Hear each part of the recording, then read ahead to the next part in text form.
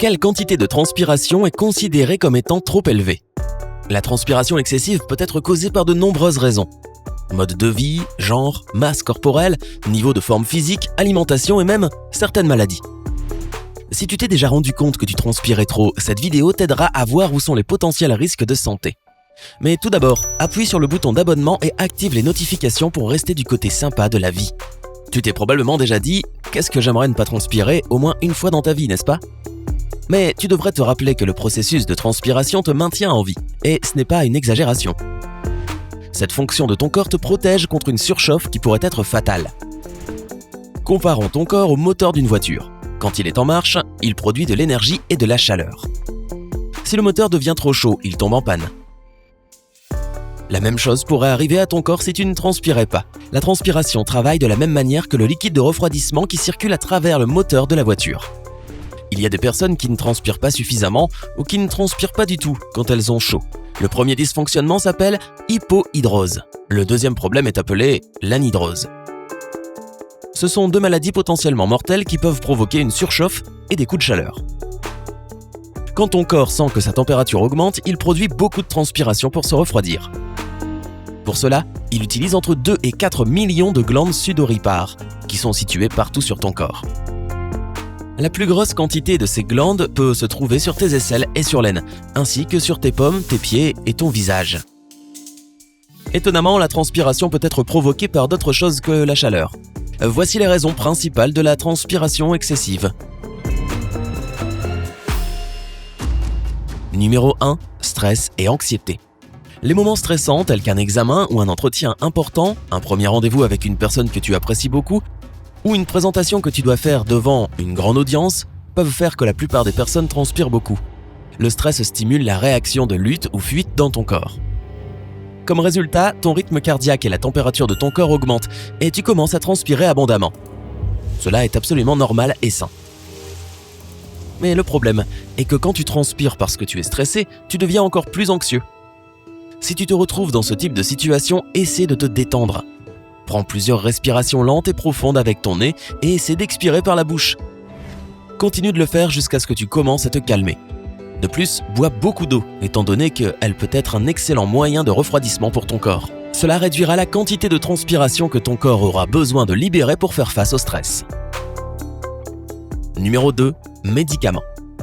Certains médicaments provoquent la diaphorèse, un effet secondaire commun caractérisé par une transpiration excessive. Si tu remarques que tu commences à transpirer beaucoup plus après avoir commencé une cure de médicaments, consulte ton médecin. Il devrait être capable de te dire si le problème est un effet secondaire des médicaments. Numéro 3. Alimentation. Ce que tu manges peut également influencer la manière dont tu transpires. Les aliments épicés, tels que les piments, piègent ton corps en lui faisant croire que la température qui l'entoure est en train d'augmenter. Comme résultat, ton corps commence à produire plus de transpiration pour prévenir la surchauffe.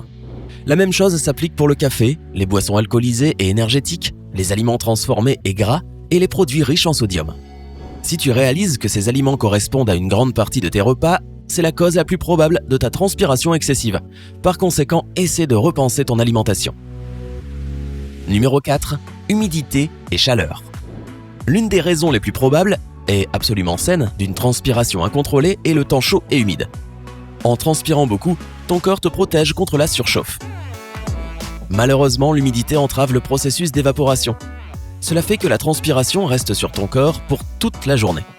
Porter des vêtements légers fabriqués à partir de tissus naturels peut légèrement soulager cette gêne. Quelques douches par jour seront également utiles. Numéro 5. Exercice physique. Quand tu es au milieu d'un entraînement difficile, tes glandes sudoripares travaillent dur pour éviter que la température de ton corps n'augmente. De plus, même après avoir fini ton entraînement et après que ton rythme cardiaque diminue, ta pression artérielle et ta respiration reviennent à la normale, tu continueras de transpirer. Cela arrive parce que tes muscles continuent d'être stimulés. Cependant, il est vrai que les personnes sportives qui ont plus d'expérience ne transpirent pas autant que les débutants. Quand tu finis ton entraînement, prends ton temps pour refroidir. Une bonne idée est de marcher lentement sur un tapis de course pendant quelques minutes et ensuite de prendre une douche tiède. Numéro 6. Diabète. Les personnes qui souffrent de diabète transpirent généralement plus que les personnes normales. L'une des raisons est que les personnes qui souffrent de cette maladie sont souvent en excès de poids. Cela veut dire plus de travail et donc plus de transpiration pour le corps. Une autre raison de la transpiration excessive est des taux de glucose élevés. Si ces niveaux ne changent pas pendant un long moment, cela peut provoquer la perte de la fonction nerveuse. Et si les nerfs des glandes sudoripares sont endommagés, il n'y a pas de communication correcte entre eux et les glandes. Cela provoque souvent une transpiration excessive. Numéro 7. Une quantité élevée de glandes sudoripares.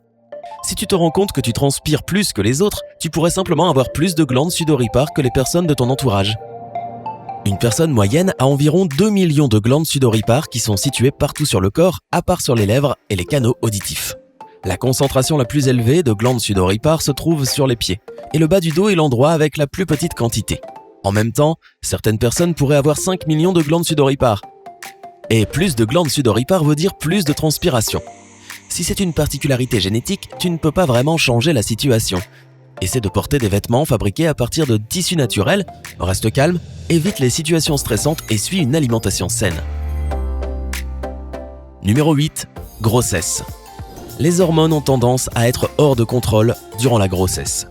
Cela provoque des fringales incroyables et des sautes d'humeur dramatiques. Mais une autre chose que la grossesse peut provoquer est la transpiration excessive.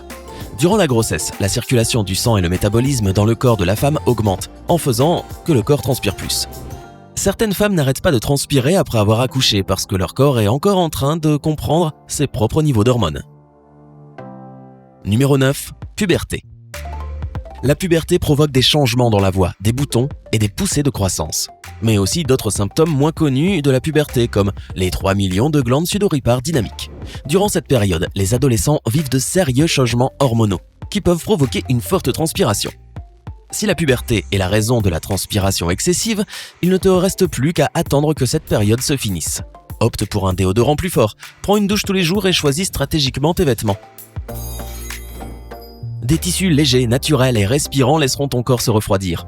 Les vestes et les vêtements imprimés et de couleur foncée cacheront les marques laissées par la transpiration. Les pires couleurs qui attirent l'attention sur les aisselles transpirantes sont le bleu clair, le gris et les autres couleurs solides. De plus, aie toujours un mouchoir en tissu dans ta poche pour tapoter ton front transpirant avant que quelqu'un ne le remarque. Numéro 10. Hyperhidrose. À ne pas confondre avec hypohidrose. L'hyperhidrose est un dysfonctionnement qui provoque une transpiration excessive, incontrôlable et imprévisible. Le corps produit beaucoup plus de transpiration que ce dont il a besoin pour se refroidir. En fait, la quantité de transpiration peut être 5 fois plus élevée que la normale. Naturellement, cette condition peut perturber la vie sociale, le bien-être émotionnel et l'état psychologique d'une personne qui en souffre.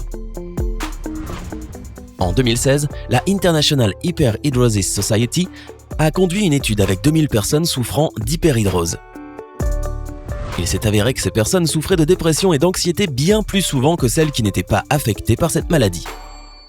Selon la International Hyperhidrosis Society, il y a plus de 15,3 millions de personnes qui souffrent d'hyperhidrose aux États-Unis. Elles souffrent généralement d'hyperhidrose générale ou d'un type isolé à une zone particulière du corps, les pieds, le front ou les mains par exemple. Malheureusement, les spécialistes en savent encore peu sur ce problème et la raison pour laquelle il apparaît. Cependant, l'hyperhidrose peut indiquer un autre problème de santé plus grave. Si tu es préoccupé par la transpiration excessive, ne repousse pas la visite chez le médecin. Comment te protèges-tu contre la transpiration excessive lorsqu'il fait chaud ? Partage tes secrets dans les commentaires ci-dessous. Rappelle-toi d'appuyer sur j'aime, de partager cette vidéo avec tes amis et de nous rejoindre du côté sympa de la vie en appuyant sur le bouton d'abonnement.